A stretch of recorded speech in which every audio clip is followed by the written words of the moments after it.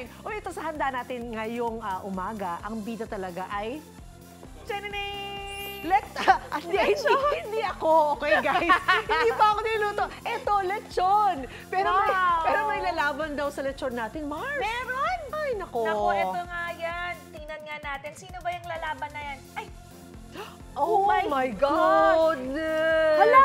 May ganyan ba? Baka ba yan? Lechon! Ang laki! Grabe naman yung lechon na yan. Sobrang laki. Sobra!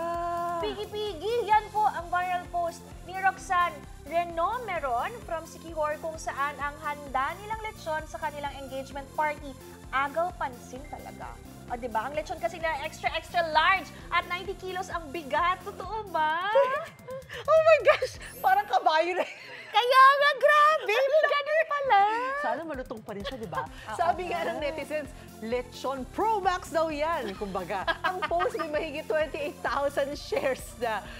Grabe yung lechon na yan, ha? Sure ba sila? Siguro isang buwan kinakain mo. Kung ikaw nakakain niya, isang buwan, kayang-kaya kang... Ay, hindi, more than that. Parang bore na siya, no? Parang pa-bore na. Laki ng baboy. Congratulations sa engagement mo, Roxanne. Congrats! At sana mabusog kayo sa lechon. It's not a question, really. Correct. Mabubusog ka sa lechon. Correct. Ito naman, Ingat Miss sa Lynn. empacho. Oo nga. At putok-batok yan. Ingat, Oo, kolesterol. kolesterol. Ito, Miss Lynn, kung may Lechon Pro Max, go gold naman ang lechon natin. At si Chef JR na may kakaibang lechon din na ibibida. Gold din. Ay, wow! Tinubog ba yan? Yan ang tanong. Lakas naman makasosyal niyan. Talaga mukhang seswertehin kapag yan ang handa mo. Chef, curious kami. Anong lasa ng golden lechon? Oo nga. Lasang ginto. Oh? A blessed morning, beautiful ladies! Yung lasa, popost ko lang yan mamaya kasi ongoing pa yung preparation natin at pantapat ko nga dyan sa Lechon Pro Max na yan, yung ating golden lechon. Kaya nga dahil dyan napadayo tayo dito sa Patero sa isang lechonan na kilala sa mga kakaiba at may mga twist nilang offerings. Ito, medyo matrabaho lang siya pero syempre dapat malaman natin yung proseso kaya tawagin natin yung may paandar ng gantong klase ng lechon, yung ating kaibigan, Sir Marvin. A blessed morning po. Ayan. Mayong buntag, yung buntag. Taga saan ka, sir? Taga Cebu. Cebu talaga? Cebu. Talagang Bisaya.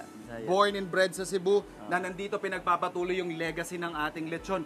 Sir, very curious lang tayo. Paano niyo ba naisip na gumawa ng golden lechon? So, yung gold edible leaf, yan yung Edible nilalagay. leaf po ito, mga Yan, gold kapuso. edible Ayan. leaf. And totoo po itong ginto. Totoo, Yes, ginto. ayan o. So, nabibili siya ng nakaipit sa wax paper, Wax parchment paper. Anong naging inspiration mo dito, sir? More on ano sir, yung kay Salt Bay, tapos yung Yung mamahalin yung steak. mamahalin. Oo. Tapos ano lang, parang kakaiba naman. Unique. Oo. Tsaka kilala ka talaga sa mga unique na paandar eh, no? Yes, sir. Pero yung proseso nito, sir, anything different than the usual lechon? Nilalagyan lang namin sir ng manok sa loob, ng mga chorizo. Tapos niro-roast namin. So, bukod doon na-apply sa namin tong gold leaf natin, meron pa tayong paandar din sa loob, May Yes, palaman itong may manok. palaman. Normally, pag gantong may palaman siya sa loob, sir, mga gaano siya katagal na nililechon? Mga 2.5 hours. 2.5 hours. Tagal, Ano yun? Kailangan kasi, syempre, maluto yung bukod doon sa loob. lechon. Pati yung manok mismo dapat, Sa di ba? loob. Magdadala ng timpla. Tapos itong, gaano kahirap mag-source ng ating gold leaf? In-order namin sir online. Okay. So from abroad. Abroad talaga? One week. Walang One week bago dadating. ganun katagal, Tapos ito pong mismong proseso natin, syempre 2.5 hours 2.5 hours. yung ating paglilechon. Yung paglalagay naman po ng ating gold leaf. Mga 20 to 30 minutes sir. Depende sa laki. Syempre depende sa ng laki, baboy. So ito, tutuloy-tuloy lang natin to mga kapuso. Ayan, So ipapatas mo lang. Syempre, gusto mong ma-maximize din yung paglalagay mo nung ating gold leaf doon sa ating lechon. Kasi ayaw natin masayang, di ba? Mahalo ba to? Medyo May mahal. pricey rin, may pricey din. Pero kita nyo naman, hindi pa tayo natatapos, pero very enticing na. At saka lakas makasosyal ng ating presentation. So ayan, tatapalan lang natin. So basically, yun lang naman yung concept niya. Okay lang. Bukod syempre doon sa masarap na timpla na signature natin. Ayan. sumatrabaho po mga kapuso. No? Pero, ayan o, tingnan natin o. Siyempre, meron na tayo natapos dyan. After 20-30 minutes, mga ilang tao po ang nagawa nito, Sir Marvin? Dalawang tao. Dalawang tao, no? Kasi matatagalan. Tatagal. Meron tayo dong natapos na. Tara, puntahan natin yun, Sir Marvin, yung ating finished product. Pag nasabi natin yung presyo, pwede po bang malaman kung magkano naman yung bentahan ng ating So yung golden lechon? Golden lechon is from 13,000 to 22,000 pesos yung range. Small to large. Small to large. Okay, mga yung large natin, sir, mga gano'ng kalaki po yun? Gano'ng timbang nun? 25 kilos cook weight. Malayo pa rin dun. Hindi natin matatapatan yung Lechon Pro Max. Pro Max. Pero, ang itatapat natin dyan, yung presentation. Nakikita natin mga kapuso, ang ganda ng itsura niya. Tsaka kakaiba. Hindi ko po alam sa inyo mga kapuso, pero para sa akin, ito yung pinaka-unique na lechon na nakita ko this year. Or actually, sa tanang buhay ko, no? At yung sinasabi natin, Sir Marvin, yung loob. Yung loob, sir. Loob. So, buwan tayo, check natin. Ayan, Hindi ba naapektuhan yung lutong nito, sir? Hindi naman po. Ayan, Sound check po Parang tayo, yung mga design. kapuso.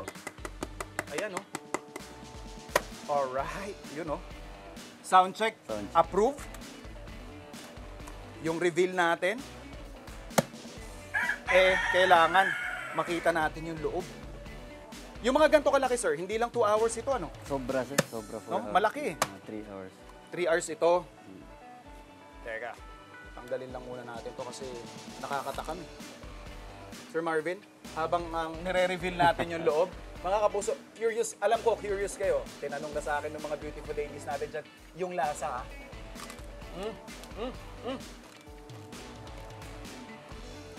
Approve. Yung lutong nandun pa rin. In terms ng gold leaf natin, wala naman siyang dinadagdag na additional flavor. Masarap yung lechon, so nakabase pa rin yan dun sa tinimpla nung pinagkukunan ninyo. Kung kay Sir Marvin kayo, sigurado masarap yan. But as far as flavor, wala siyang difference. Pero, yung feeling lang na parang ang social ko ngayon, di ba? Parang na-elevate nyo yung experience mo na pagkain ng lechon. Sure, typical siyang lechon, pero with this kind of, siguro, added touch, na-elevate talaga yung ating experience. Winner. Pero, sabi mo, sir, may manok sa loob, ano? Manok sa loob. Napapalaban tayo dito, So, kailangan nating ma-reveal yung loob. Tingnan natin yung ating lechon.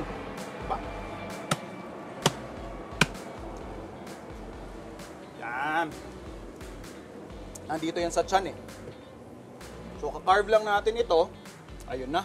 Ayun, mga kapuso, Ay, Diyos ko po. 6. Ayun, yun nga yung manok. Ayun yung manok.